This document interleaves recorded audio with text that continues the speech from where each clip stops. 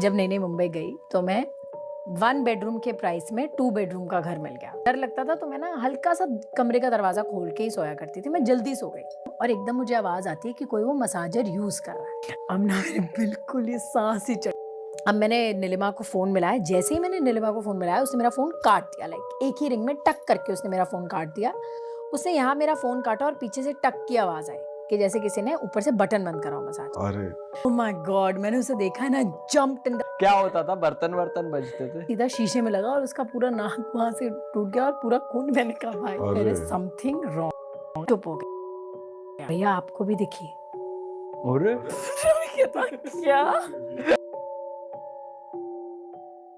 इनको सिर्फ चुड़ैलों की कहानियां सुनते गाइस।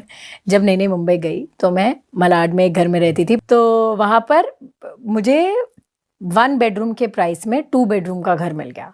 तो मैंने कहा मुझे क्यों दे रहे हो? तो उन्होंने कहा कि एक रूम में मुझे अपना सामान रखना है, तो यहाँ पे हम सामान पैक कर देंगे, आप एक रूम यूज कर लो, आपको बड़ा घर मिल जाएगा। मैंने कहा भाई सही है, मुझे तो बड़ा घर चाहिए। जेट नो चिड़े की 15 मार्च तो डेढ़ महीना था, मेरा एक शो शुरू हुआ। मैं मीरा रोड जाती थी तो वहां पर ना हमारे सेट पे तब नए नए, वो याद है ओसिम के पहले जैसे मसाजर्स आते थे, वो हाथ वाले जिन पे ऐसे नीचे बॉल लगी होती है ना, तो वैसे कोई नकली ओसिम के मसाजर आए थे जो डॉल्फिन जैसी शेप में थे।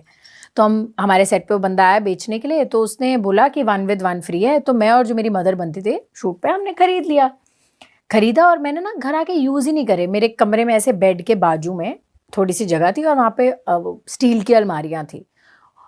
आया, मैंने कहा यार ऊपर रख दे, जगह तो बहुत थी नहीं, तो उसने ऊपर रख दिया। अच्छा, मैं ना रात को एक दिन मेरा जल्दी पैकअप हो गया, तो मैं रात को सो रही हूँ। मेरे घर पे जो काम करती थी उसका नाम था नीलिमा, वो बाहर हॉल में सोती थी और बाहर भी एक वॉशरूम था। मुझे डर लगता था तो मैं ना हल्का सा कमरे का दरवाजा खोल के ही सोया करती थी। मैं जल्दी सो गई। अच्छा, मैं सो रही हूँ, मेरा बेड एकदम दीवार के साथ लगा होता है, ओके, मेरे दीवार की तरफ मुँह है, मैं ऐसे सो रही हूँ और एकदम मुझे आवाज आती है कि कोई वो मसाजर यूज कर रहा है। जैसे कोई जमीन पे पीछे मेरे लेटा हुआ है और वो मसाजर यूजर है। तो जब वो मसाजर यूज होता है तो कैसे, जैसे कंगन के साथ लगे तो नीचे ऐसे ध ध ध ध ध आवाज आएगी ना, तो मुझे प्रॉपर आवाज आ रही है कि कोई अपने ऊपर यूज कर रहा है और वो जमीन के साथ हल्की सी बॉल टच होती है फिर ऊपर लगती है। अच्छा, मैं ना एकदम से नींद खुली और मैं ना घबरा गई। तो मैंने धीरे से बोला, मैंने कहा नीलिमा कोई वो नहीं। हाँ। अच्छा, अब ना मेरे बिल्कुल ही सांस ही चढ़। इस टाइम आंखें बंद थी आपकी? आंखें बंद आंखें खोल ली थी मैंने, क्योंकि मेरे को डर में ऐसा था, है ना। अब मेरे सामने ना ऐसे सिर्फ एक लाइट का ऐसे एक ट्रायंगल है, क्योंकि वो बाहर से जो दरवाजे की लाइट है वो ऐसे ट्रायंगल बन के सामने है ना। मैं उस लाइट में देख रही हूँ, मुझे कुछ नहीं दिख रहा कि क्या है।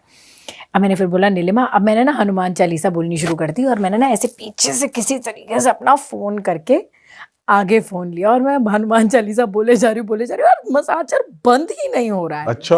ओके, अब मैंने नीलिमा को फोन मिलाया। जैसे ही मैंने नीलिमा को फोन मिलाया उसने मेरा फोन काट दिया। लाइक एक ही रिंग में टक करके उसने मेरा फोन काट दिया। उसने यहाँ मेरा फोन काटा और पीछे से टक की आवाज आई कि जैसे किसी ने ऊपर से बटन बंद करा हो मसाज। अरे तो मुझे एकदम से लगा नीलिमा है। और मैंने इससे पहले कि मैं बोलती ना, मेरे जैसे पीछे से मुझे कोई हवा सी आई कि जैसे कोई खड़ा हुआ हो।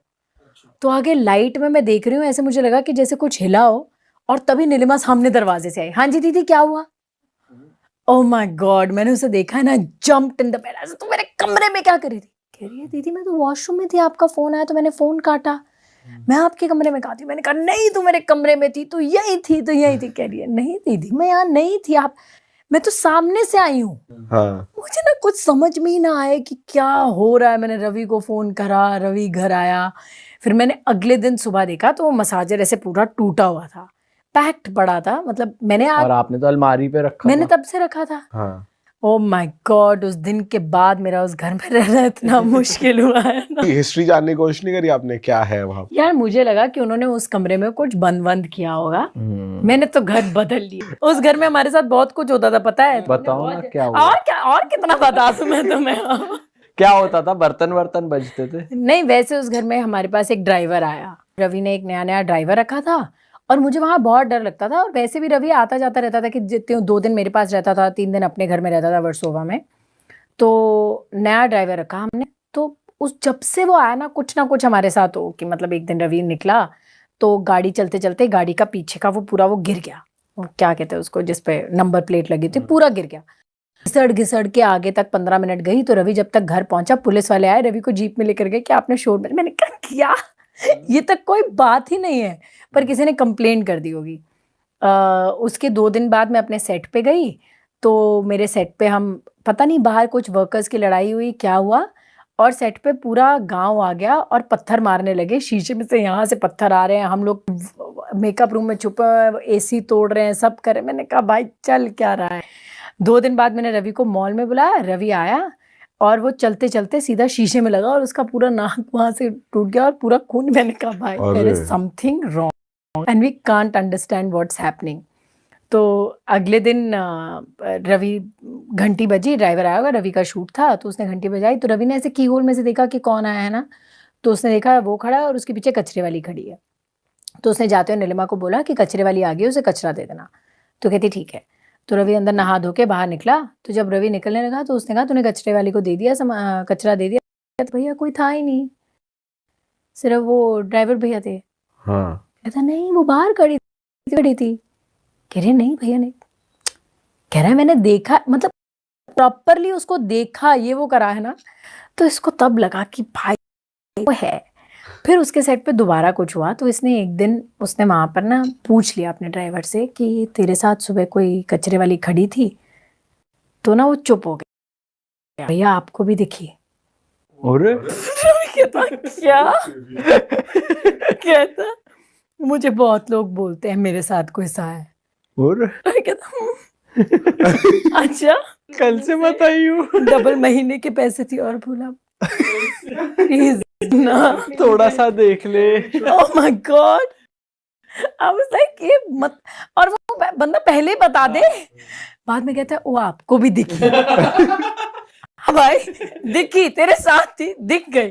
अरे बाप रे, तो स्कैरी है। जट्टू चुड़ैल टकरी 15 मार्च। 15 मार्च। अब मूवी की थोड़ी बताओ ये आप। वाह, हाँ यार, मूवी किसने लिखी है ये? आपने खुद लिखी? नहीं ये ज्यादा हो गया। अंबरदीप सिंह अच्छा। ने ये फिल्म लिखी है। आप पंजाबी फिल्में देखते हो? हाँ।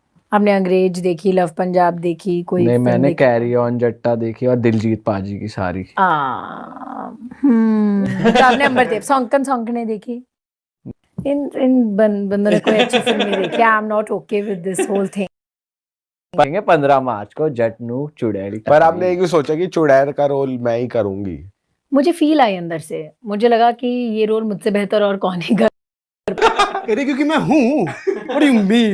सोचो आप यहाँ से इंटरव्यू करके गए, रवि भाई का कॉल आया कि यार मेरी वाइफ तो बॉम्बे में है, तुम्हारे यहाँ कौन आ गया, तुम्हें भी दिखी क्या कोई? ऐसा हो सकता है वैसे? You never know. मैं सोच रहा हूँ। मेरा कुछ नहीं पता, बल्कि जब से मैं ये फिल्म की इंटरव्यूज कर रही हूँ, हम जहाँ पे भी इंटरव्यू के लिए जाते हैं, या तो लाइट होती है या लाइट 1 मिनट के लिए बंद हो जाती है, या कोई ऐसा छोटा सा ऐसा ग्लिच आता है जिसमें मेरी थी। मुझे लगता है मेरे साथ आजकल कोई घूम ही रही है। और ऑल वाइट भी पहनती है ज्यादातर, जब भी दिखती है किसी को की वाइट ही पहना हुआ है चुड़ैलों ने। हाँ।